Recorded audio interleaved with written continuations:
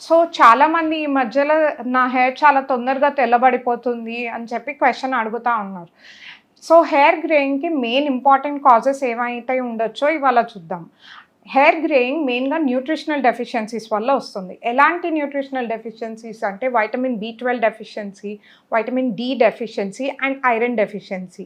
So ఇవి మనం blood test చేసుకొని ఏదైనా డెఫిషియన్సీస్ ఉంటే దానికి తగ్గట్టు మనం న్యూట్రిషనల్ సప్లిమెంట్ చేసుకుంటే మనం హెయిర్ గ్రేయింగ్ అన్నది కంట్రోల్ చేసుకోవచ్చు.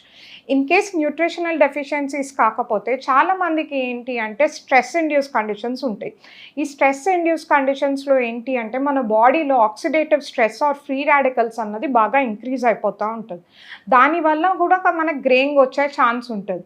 If it is not both oxidative stress and nutritional deficiency, the only reason that is left is your genetics.